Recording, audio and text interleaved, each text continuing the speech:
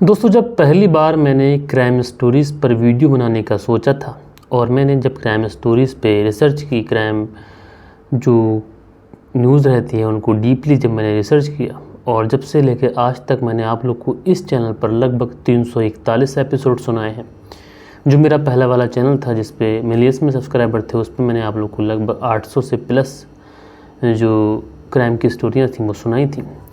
लेकिन दोस्तों, इतनी सारी क्राइम की कहानियाँ, इतनी सारी क्राइम की स्टोरियाँ सुनाने के बाद में एक चीज़ बहुत अच्छे से रियलाइज़ हो चुकी है। आज के ज़माने में ऐसा कोई रिश्ता नहीं है जो तार तार नहीं हुआ है। आज के ज़माने में चाहे भाई का रिश्ता हो, बहन का रिश्ता हो, माँ का रिश्ता हो, बाप का रिश्ता हो, खाला खालू, फूफा फूफी, जितने भी रिश्ते हैं सारे रिश्ते तार तार हो चुके हैं। क्योंकि ये कहानी आज की आप लोग सुनेंगे तो आप लोग वाकई सोचेंगे कि रिश्तों को जो तार तार करने का जो सिलसिला है ये अभी थमा नहीं है, बल्कि बदस्तूर जारी है। तो दोस्तों, आज की घटना सिलसिलेवार तरीके से मैं आप लोग को सुनाऊंगा। बस आप लोग इस वीडियो में अंत तक बने रहिएगा। दोस्तों, जैसा कि मैंने आप लोगों से वादा किया था कि कुछ दिनों में चीज़ें थोड़ी सी नॉर्मलाइज होंगी और वीडियो का जो समय है घटा के हम लोग 8 बजे करेंगे। तो आज का वीडियो 8 बजे आप लोग को मिलेगा और हो सकता है कि आने वाले कुछ दिनों में जो हमारा प्रॉपर टाइम है वो 8 बजे ही हो जाए। 8 बजे के बाद में जो हमारा सेकंड टाइम रहता है वो 10 बजे रहता है।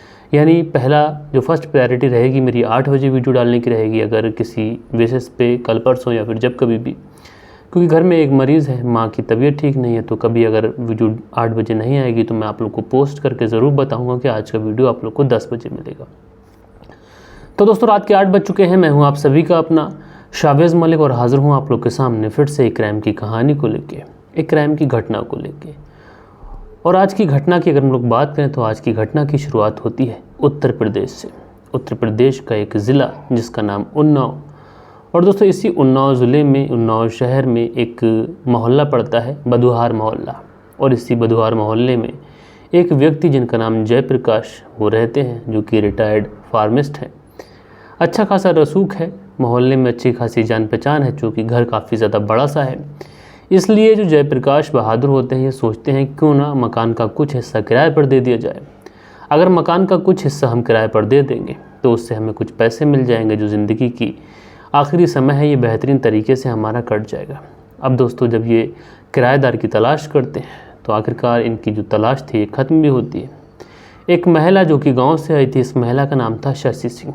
इसको किराए के लिए एक कमरा चाहिए था। वो जयप्रकाश बहादुर से बात भी करती है कि उसको कमरा चाहिए।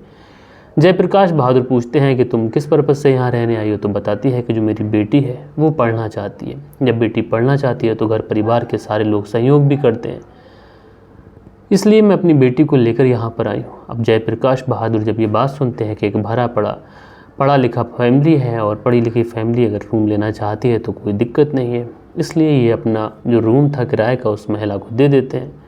अब चूँकि जो महिला थी अपनी बेटियों के साथ में आई हुई थी और इस महिला का घर पे कोई पुरुष था नहीं, तो जयप्रकाश बहादुर जब भी घर से उठते तो अक्सर इस महिला का हालचाल भी पूछते, क्योंकि अपनी जिम्मेदारियों को समझते हैं। वो सोचते अगर महिला को कुछ ज़रूरत होगी तो उस महिला की ज़रूरत को पूरा करूँगा।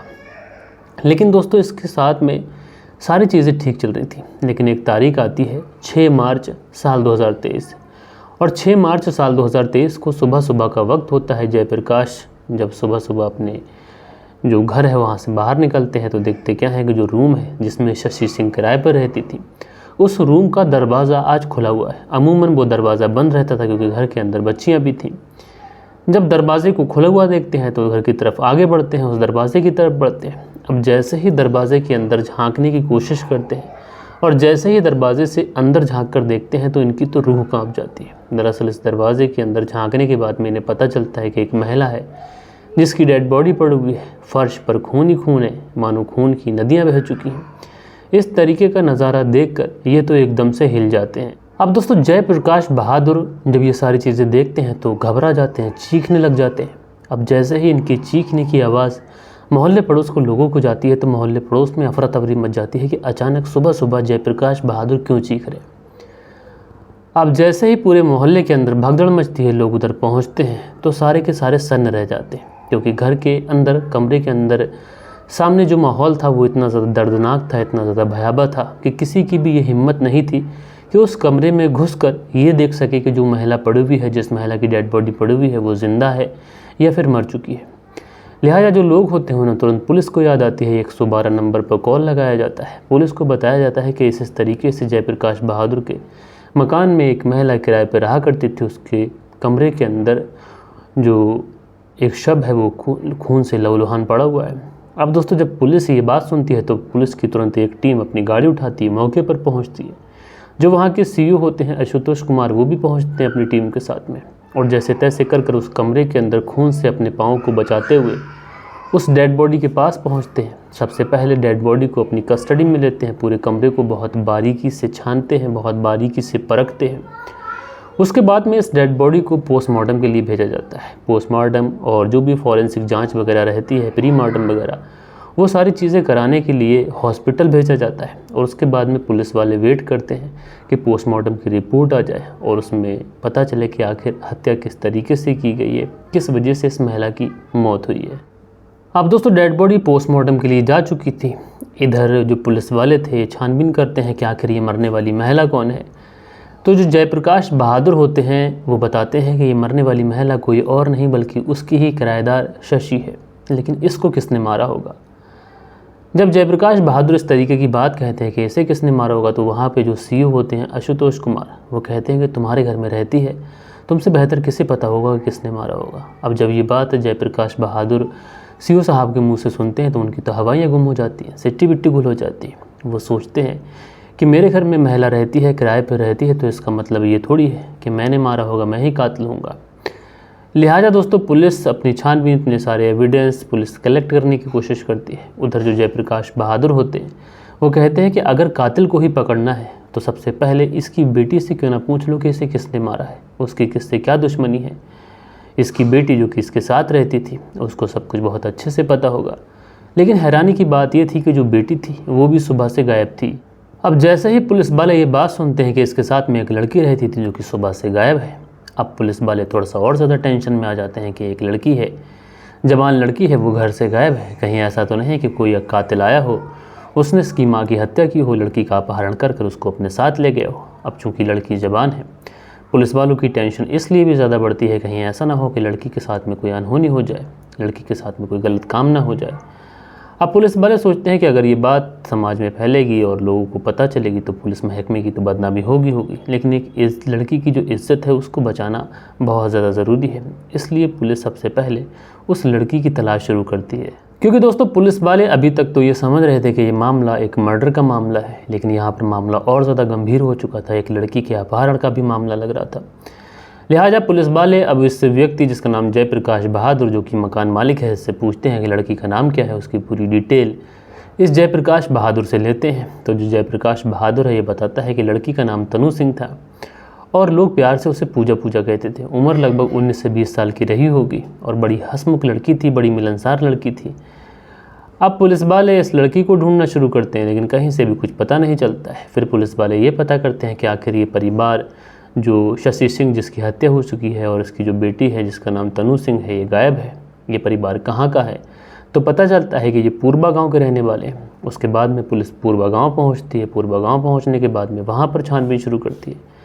लेकिन दोस्तों पूर्वा गांव में भी इस लड़की जिसका नाम पूजा और तनु सिंह था, इसका कोई पता नहीं होता है। पुलिस वापस आती है। वापस आने के बाद में जो क्राइम सीन था इसको रीचेक करती है, तो पुलिस को पता चलता है कि जो बगल वाला घर है, इस बगल वाले घर में एक सीसीटीवी कैमरा लगा हुआ है। अब जैसे ही पुलिस वालों को सीसीटीवी कैमरे के बारे में पता चलता है तो पुलिस वालों की एक तरीके से जान में जान आती है। अब पुलिस वाले सोचते हैं कि इस केस को खुलने से कोई रोक नहीं सकता, मामला ओपन इंसर्ट हो चुका है, जो कुछ भी होगा इस सीसीटीवी कैमरे में कैद हो गया होगा।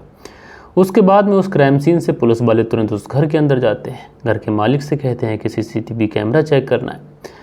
अब जो मकान मालिक था वो सीसीटीवी कैमरा चेक कराता है। अब दोस्तों जैसे ही सीसीटीवी कैमरे को चेक किया जाता है तो सीसीटीवी कैमरे के अंदर दिखाई पड़ता है कि जो लड़की है तनु सिंह, जिसकी उम्र 19-20 साल के आसपास है, ये अपने हम उम्र के एक लड़के के साथ में बेहद ही हंसी तरीके से, बेहद ही हंसमुख तरीके से ये जाती हुई दिखाई पड़ रही है, और वो भी सेम उसी डे पर जिस दिन इसकी माँ की हत्या हुई है।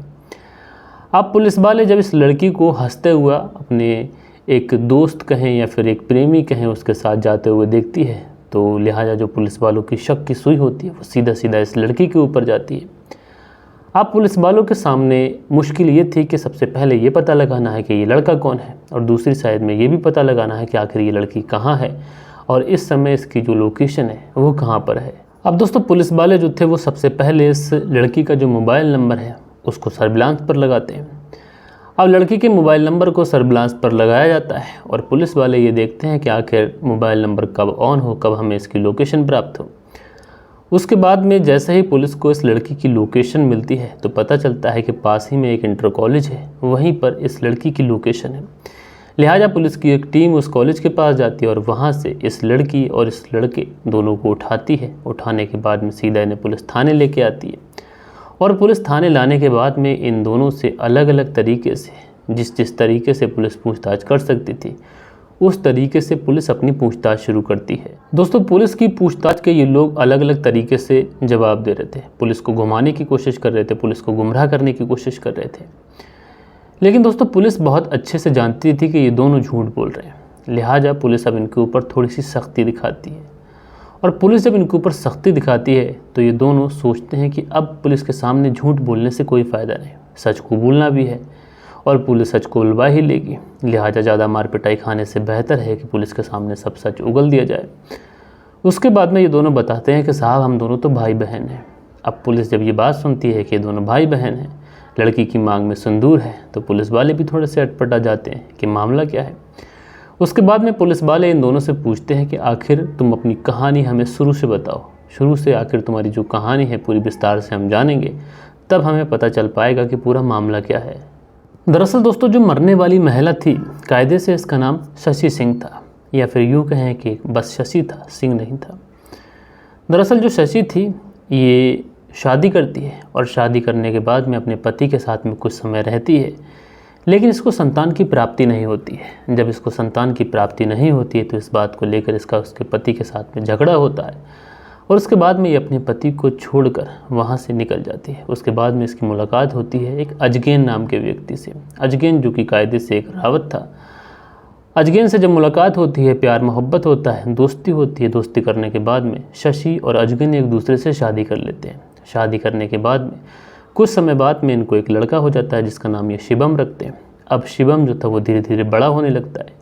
शिवम जब बड़ा होता है तो शशि और अजगैन के बीच में लड़ाई झगड़े होने लगते हैं। जब इन दोनों के बीच में लड़ाई झगड़े होने लगते हैं तो एक दिन ये झगड़ा इतना ज़्यादा बढ़ जाता है कि जो शशि होती है अपने पति अजगैन को छोड़ने का फैसला कर लेती है। अब कायदे से पहला पति छोड़ के आई थी, दूसरे पति के साथ रह रही थी, एक बेटा भी हो चुका था, लेकिन उसके बावजूद भी अपने दूसरे पति को भी छोड़ देती है। अब जब दूसरे पति को छोड़ देती है तो अपने बेटे शिवम को लेकर ये अपने साथ एक जगह पहुंच जाती है। वहां पर आने के बाद में कुछ समय रहती है और यहीं पर इसकी मुलाकात रज्जन सिंह से होती है। रज्जन सिंह से जब इसकी मुलाकात होती है, शशि देखने में तो काफ़ी ज़्यादा खूबसूरत थी। अब रज्जन सिंह जब शशि को देखता है तो आंखों ही आंखों में इन दोनों में इशारे होते हैं, आंखों ही आंखों में प्यार होता है। प्यार इस कदर आगे बढ़ता है कि रज्जन सिंह और शशि एक दूसरे से शादी करने का फैसला करते हैं और उसके बाद में ये दोनों शादी कर लेते हैं। अब जब शशि रज्जन सिंह से शादी कर लेती है तो अब शशि सिंह हो जाती है। जब ये शशि सिंह हो जाती है, अपने पति के साथ में रज्जन के साथ में रहना शुरू करती है। बेटे शिवम को साथ लेके आई थी। उसके बाद में थोड़े समय जब ये अपने पति के साथ में रहती है, रिलेशन में रहती है, तो इनको एक बेटी भी हो जाती है। जो बेटी होती है इसका नाम ये तनु सिंह रखते हैं। अब तनु और शिवम ये दोनों कायदे से अब एक छत के नीचे थे। धीरे धीरे समय गुजरता है, धीरे धीरे वक्त बढ़ता है, ये दोनों एक ही छत के नीचे बड़े होते हैं। कायदे से ये दोनों भाई बहन थे। बाप से भले ना सही लेकिन माँ से एक ही कोख के अंदर पले हुए दोनों बच्चे थे, लेकिन दोनों ही एक दूसरे के प्रति अलग तरीके की फीलिंग रखते थे। जो शिवम था ये मन ही मन में जब बड़ा होता है तो अपनी बहन को चाहने लग जाता है। उधर जो तनु सिंह थी वो भी मन ही मन में अपने भाई शिवम को चाहने लगती है। इन दोनों की कुछ इस तरीके की अटपटी हरकतें थी कि उसकी वजह से ये दोनों सोचते हैं कि क्यों ना एक दूसरे से बात की जाए, लेकिन फिर सोचते हैं कि भाई बहन है, कैसे बात करेंगे, कहीं ऐसा ना हो। शिवम सोचता है कि तनु मना कर दे और उसके बाद में माता पिता को ये बात पता चल जाए। तनु सोचती है कि शिवम से अगर मैंने कहा तो उसने मना कर दिया तो माता पिता को बात पता चल जाएगी। लिहाजा समय गुजरता रहता है, लेकिन उसके बाद में ये दोनों कर्रा दिल कर कर एक दूसरे से अपनी मन की बात कहते हैं। शायद इन दोनों को इसी चीज़ का इंतज़ार था। जैसे ही ये दोनों एक दूसरे से मुंह से ये बातें सुनते हैं कि हम तुम्हें पसंद करते हैं, दोनों एक दूसरे को गले लगा लेते हैं, एक दूसरे को एक्सेप्ट कर लेते हैं और उसके बाद में नाजायज़ रिश्तों में बन जाते हैं। अब कहने के तो समाज के सामने, दुनिया के सामने ये भाई बहन थे, लेकिन जब कभी भी घर पर कोई नहीं होता ये एक अजीब रिश्ते में बन जाते, एक दूसरे के साथ में शारीरिक संबंध बनाते। अब दोस्तों कहा जाता है कि जो इश्क और मुश्क होता है ये छुपाए छुप नहीं पाता, ये सारी चीज़ें चलती रहती हैं। माँ शशि और जो बेटा था जो पिता था रज्जन सिंह, उनके पीठ पीछे ये दोनों भाई बहन थे अपना मुंह काला करते रहते हैं, एक दूसरे के साथ में शारीरिक संबंध बनाते रहते हैं। लेकिन दोस्तों मैंने जैसे आप लोगों से कहा कि इश्क और मुश्क छुपाए छुप नहीं पाता है। एक दिन शशि जब अपने घर में आती है तो देखती क्या है कि उसका अपना ही बेटा शिवम उसकी अपनी ही बेटी यानी शिवम अपनी बहन के साथ में आपत्तिजनक हालत में है। जब ये अपने दोनों बच्चों को आपत्तिजनक हालत में देखती है तो उनसे काफ़ी ज़्यादा डांटती भी है, फिर उन्हें समझाती भी है, उनसे कहती है कि तुम दोनों जो कर रहे हो ये बिल्कुल भी ठीक नहीं है। उसके बाद में शशि और उसके बाद में जो तनु और जो बेटा होता है शिवम ये अलग तरीके का तर्क देते हैं। वो कहते हैं कौन से हम बाप से सगे हैं, ना हमारा खून एक है, ना हमारा रिलेशन एक है, हम तो सौतेले भाई हैं और सौतेले बहन भाइयों के बीच में ये सारी चीज़ें हो सकती हैं। अब जो शशि थी वो भी अजीब तरीके की बात कहती है बेटा ठीक है, लेकिन इस रिश्ते को समाज नहीं स्वीकारेगा। उसके बाद में शशि ये बात कहकर चली जाती है और उसके बाद में ये अपनी बेटी से कहती है कि तुम्हें अपने भाई से बिल्कुल भी मिलने की ज़रूरत नहीं है और जितना हो सके तुम अपने भाई से दूर रहो। लेकिन जो शशि थी उसकी जो बेटी थी जिसका नाम तनु सिंह था, वो शायद अपने भाई शिवम के प्यार में पागल हो चुकी थी और वो एक पल भी उसके बिना रह नहीं सकती थी। इन दोनों भाई बहनों के बीच में जो चीज़ें थीं वो ज्यों की त्यों रहती हैं। जब कभी भी इन्हें मौका मिलता है एक दूसरे के साथ में शारीरिक संबंध बनाते हैं और इस बारे में फिर से भनक शशि को लग जाती है।